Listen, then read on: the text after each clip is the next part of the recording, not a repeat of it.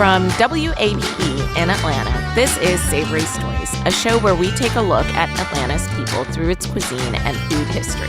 On this podcast, we trace Atlanta's food story from the past to the present, getting to know Atlanta's culinary creators and demystifying stereotypes about food.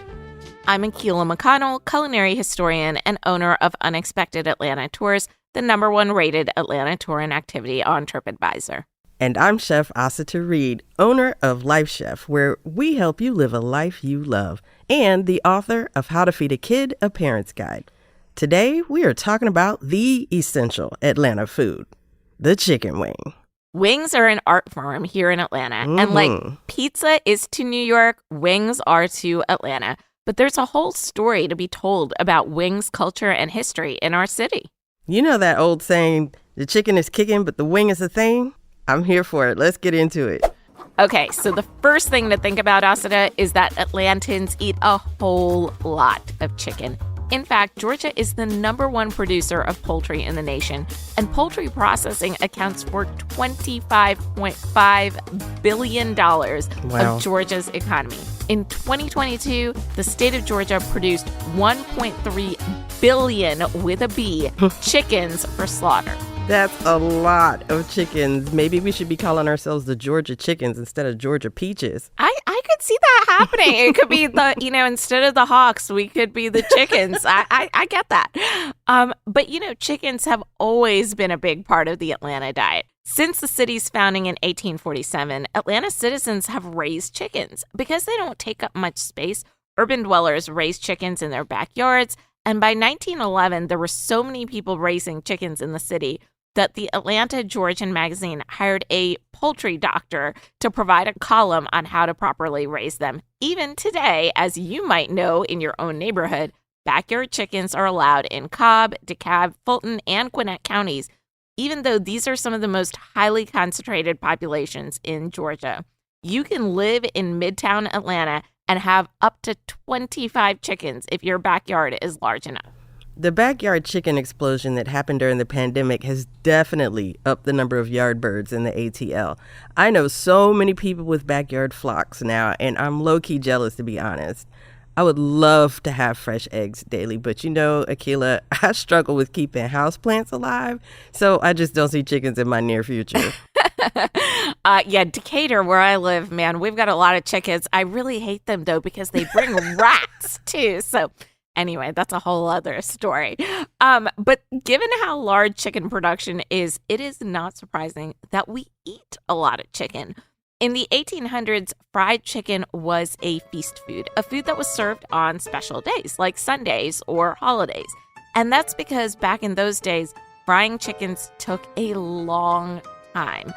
You had to choose the chicken, catch the chicken, kill it, pluck it, then butcher and cook it. And mind you, a chicken doesn't feed a whole lot of people like a pig might. And that's why chicken was frequently referred to as the gospel bird. Now, people have been frying chicken since the Middle Ages, but the Southern invention was dredging the chicken in cornmeal because in addition to producing a lot of chickens, we produce a lot of corn here in the South, and then frying it. So for a very long time, people here in the South were eating wings, but they were eating wings dredged in cornmeal. And believe it or not, wings were considered the inferior meat. The way it went at the dinner table, the oldest family members and honored guests would get the choice meats, and usually the children would wind up with the wings. That save the biggest piece for dad is still a tradition around many Southern tables. Yeah, absolutely. And wings back then were considered such an inferior meat that in 1949, the Macon Telegraph reported that an Iowa farmer had developed a new breed of wingless chickens, which would provide more white meat and none of the wings. In 1950, the Atlanta Journal actually tried to convince readers to cook more chicken wings because they described it as a less expensive meat, and they explained you're always surprised, too, at really how much meat is on a wing. So, Asata, to give you an example, back in 1953, you could buy a 1-pound package of chicken wings for 33 cents. Making that to today's money, that still is cheap in today's money. That's $3.79 in today's money for a pound of chicken wings. Today, in fact, a single 1 pound package costs you around $10. Mm-hmm. And that's because, as I said before, at the time, wings were considered mostly a food for children, an inferior food. The noted etiquette author Emily Post actually had very specific ideas on how to eat chicken wings. In 1941, she wrote that chicken wings should never be eaten with fingers, saying, and I quote, "If children are allowed to eat chicken wings in their fingers, they're beginning bad habits that will be hard to break." Well, I guess Emily Post must be turning in her grave because I can't imagine eating chicken wings any other way. I know it. And today, here we are 80 years later, and the chicken wing has become the most popular and one of the most expensive parts of the chicken. On Super Bowl Sunday alone, over 1.2 billion, again with a B, wings will be eaten. So let's talk about the wing. And when we talk about wings, what we really mean are buffalo wings, which are unbreaded chicken wings that are deep fried. And this is different than fried chicken, which I said is battered. So after a quick break, we'll share more about the roots of the buffalo wings and how they relate to Southern fried chicken.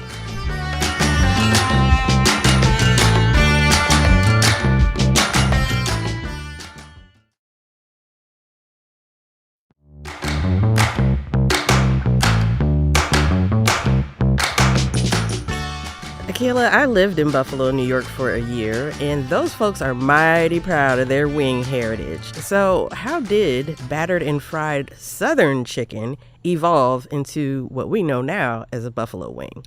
Great question. Well, the shift from fried chicken to buffalo wings has to do with the Great Migration.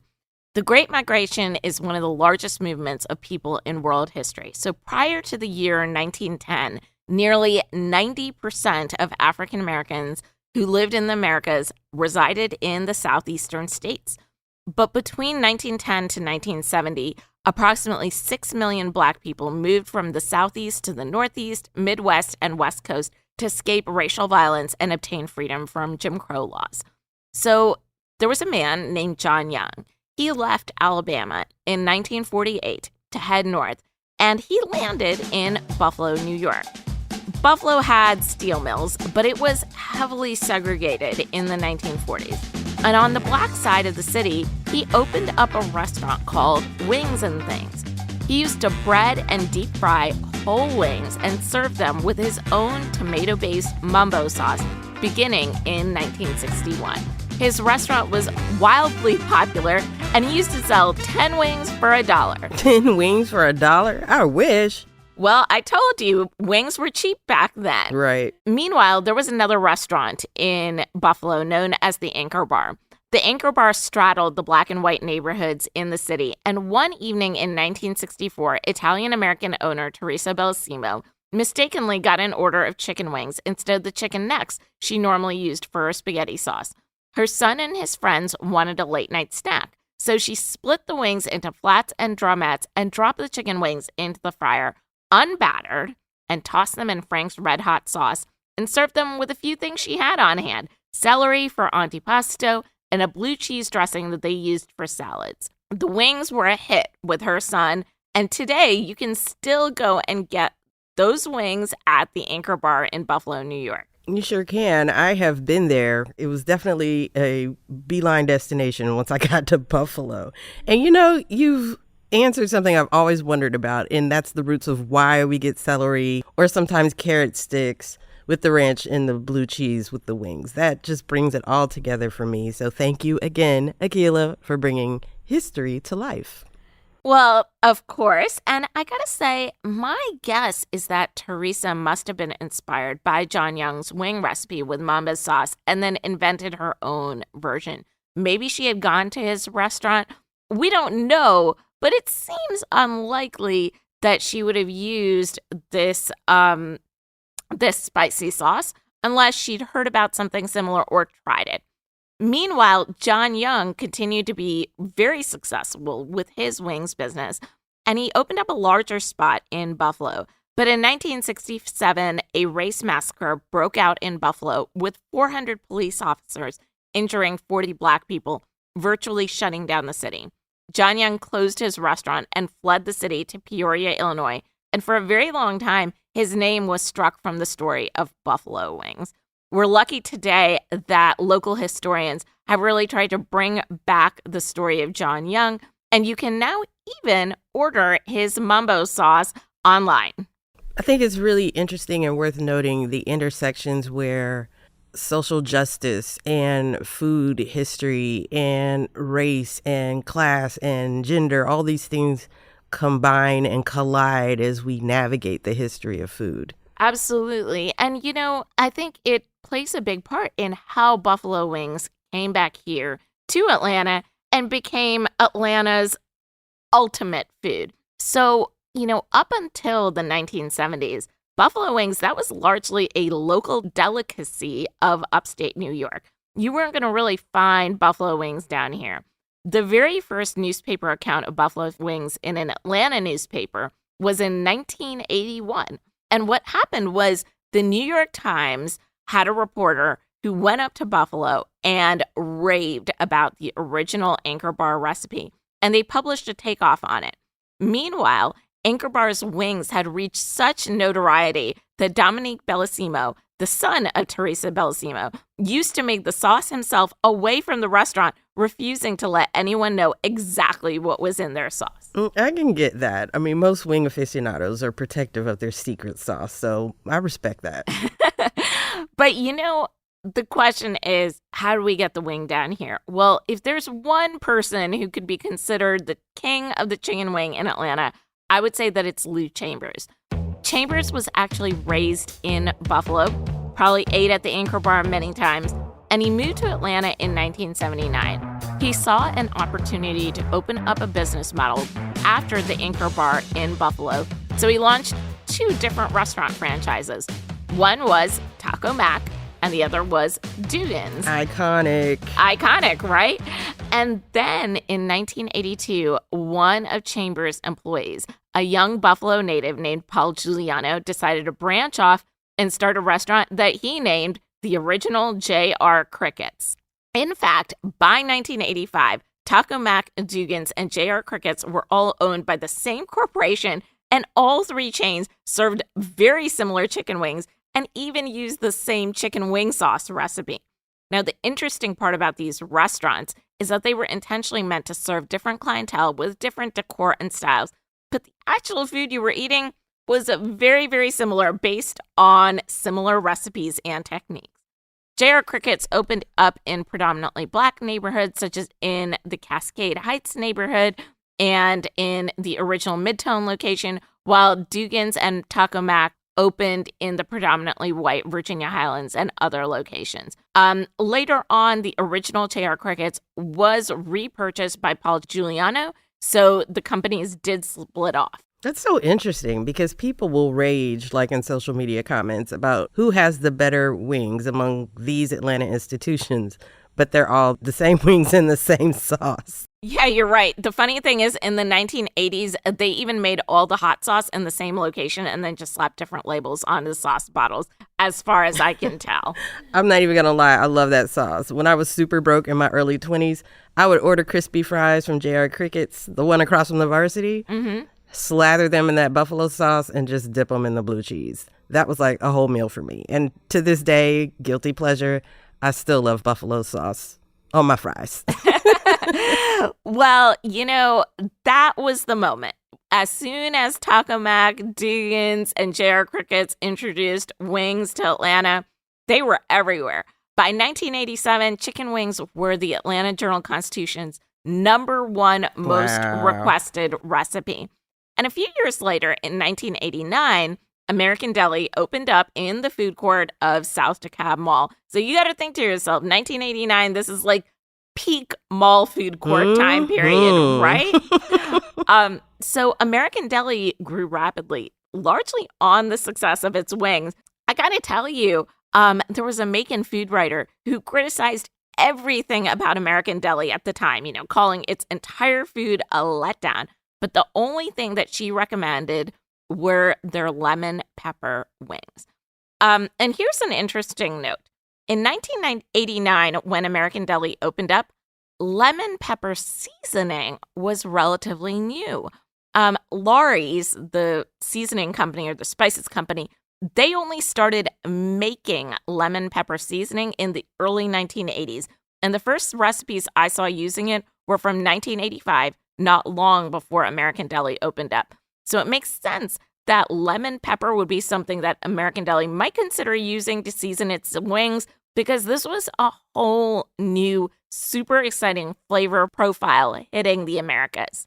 So it makes sense that lemon pepper would be something that American Deli would consider using to season its wings, because it was a whole new flavor profile hitting the Americas.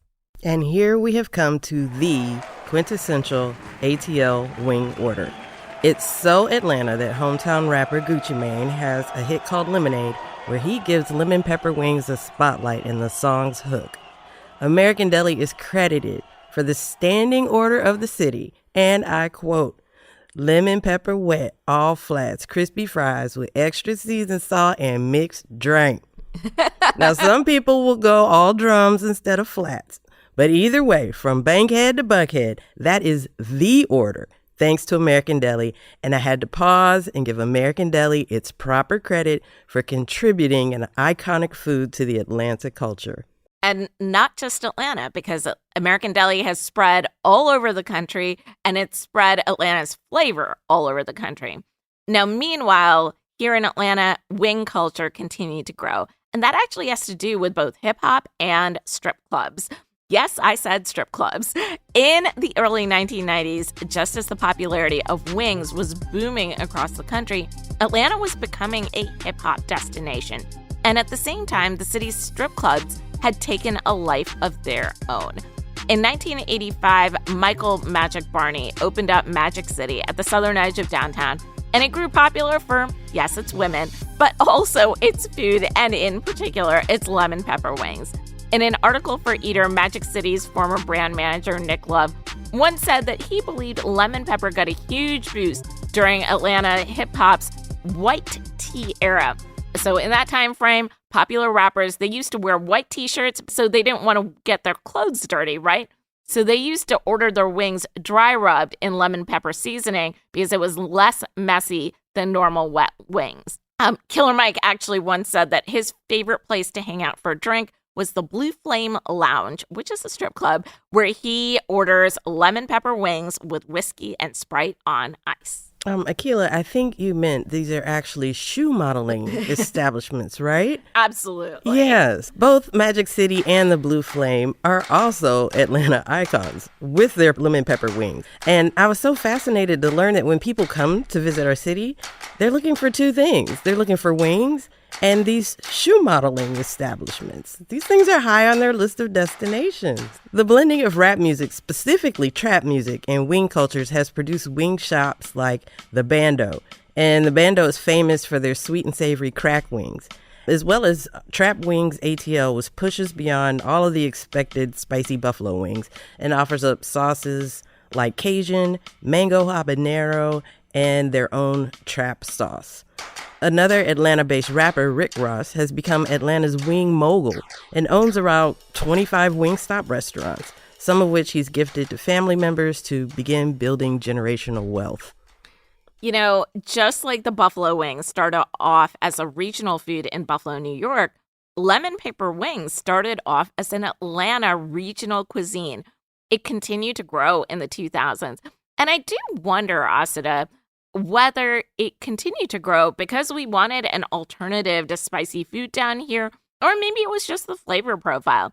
But by 2007, it was so popular that the Atlanta Constitution had published a whole comparison on the best places to get lemon pepper wings. Back then, they recommended Rick's Hot Wings in Kennesaw, Wing Ranch in Lawrenceville, and Barbecue Works in Underground, Atlanta. When you look at the best of lists for wings in Atlanta, the overwhelming favorites appear to be the neighborhood bars and eateries, which kind of pays homage to roots of the wings in this city in places like Dugan's Taco Mac and J.R. Cricket. And as the city changed, some beloved wing spots have had to relocate. to keep up with the times. And when I say that, I'm specifically thinking of Jamal's Wings, because they've been slinging wings now for over 20 years, and they're currently near the Westview Cemetery area in the West End. Now, I want to share my son's wing list because he has been able to wax a 6-piece with fries since he was about 3 years old. I remember we were eating pizza at a spot in Stockbridge, but we ordered him wings because that was his preference. And an older gentleman at the table next to us commented something like, "That little guy handles chicken wings like a grown man." I mean, no meat left on the bone, okay? And this was at 3. Honestly, I'm surprised the boy hasn't grown feathers yet because he eats chicken literally every day. Anyway, I'm dedicating this as Asael's Atlanta Best Wing List. Here we go. In no particular order, he recommends the Powder Ranch and Touchdown flavors at Touchdown Wings on MLK Drive, the Sweet and Sassy Wings at Strikeouts Wings downtown, the Honey Hot Lemon Pepper Combo or the Hot Lemon Pepper Combo at American Deli, although my daughter is still a die-hard lemon pepper wet fan here. The Unicorn Wings at Fire Pit on Memorial Drive across from the Oakland Cemetery. And finally, the Honey Hot Wings at Dream Wings, specifically on Glenwood in Eastlake. Speaking of Fire Pit, Asata, I believe that they get their unicorn wing name because they use Beautiful Briny C's magic unicorn salt. And if you do prefer locally made small batch seasonings instead of Laurie's, head over to Spicewalla at Pond City Market and pick up their lemon pepper seasoning. Now, today, the city of Atlanta is the #1 buyer of jumbo-sized wings in the country because not only do we like our wings, we like them jumbo-sized. and of course, the big boost to Atlanta's wing reputation happened to Donald Glover's television show, Atlanta, in which they featured the lemon pepper wet wing in that iconic scene. And now, lemon pepper is having a moment, and lemon pepper wings are being featured all over the country. I'm glad the trend has caught on. One, because I don't want to travel and not have access to lemon pepper wings, because that would be a travesty. But I really love the interesting mixes of flavors that the wing spots keep putting out. We've seen the influence of Chinese flavors in chili garlic and teriyaki wings, and now we're seeing fun flavors like Korean gochujang wings, citrusy spicy jerk wings, smoked wings, and even tikka masala wings, which are available at the local on Ponce de Leon in the Ponce Highlands. By the way, if you're vegetarian or vegan, we love the lemon pepper wet maitake mushrooms that Jin Chan's makes over in Cabbagetown. If Atlanta is an international city, it certainly shows in the many flavors of wings that are now available. Hey, Asata, going to all the wing spots is great, but what if you don't feel like going out at night? Can you make wings at home? Absolutely. We have a wing night every now and then when my husband gets an inkering for some wings, and we end up with a whole bunch of like a wing bar because he gets the big deep fryer outside and he like fries these big batches of wings. And we have all these different flavors, but I'm always going to come back to the buffalo sauce. And my particular version uses Frank's Red Hot sauce and Guinness Stout as the base. We'll be sure to post the recipe on the story on the website, but basically you're going to get your Frank's Red Hot sauce or your preferred pepper sauce, about a half a cup of butter, about 12 ounces of Guinness Stout, and then you're going to season it with cayenne, garlic, and onion powder. A little bit of salt to taste. Just heat everything in a pot till the butter melts. Stir it all together. If you're wanting to experiment, you can add a little Worcestershire sauce or play with different types of mustards or even different flavors of vinegar. It sounds delicious. And Asta, I think that the wing is such an interesting example to think about how our food changes over time and due to the migration of people. You start with a food like Southern fried chicken, which then migrates to the north, then is altered and adapted to become the buffalo wing in upstate New York, and then comes back down to the south, and the seasoning changes to take on this new flavor of lemon pepper wings. With so many eateries serving chicken wings and even vings, which are vegan wings, I was introduced to those from the Wing Bar in East Atlanta Village. With so many wings and vings around the city, I'd love to hear from our listeners. So to all of y'all who are listening, what is your go-to wing spot in or around Atlanta? Can't wait to hear it. Thank you all for joining Savory Stories. Please subscribe, rate, and review wherever you do that kind of thing with your favorite podcasts. We'll be back in a few weeks with a new episode. See you then.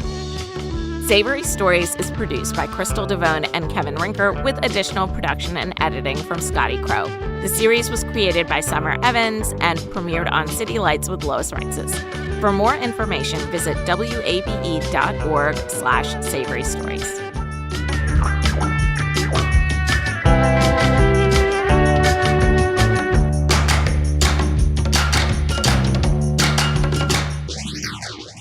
WABE.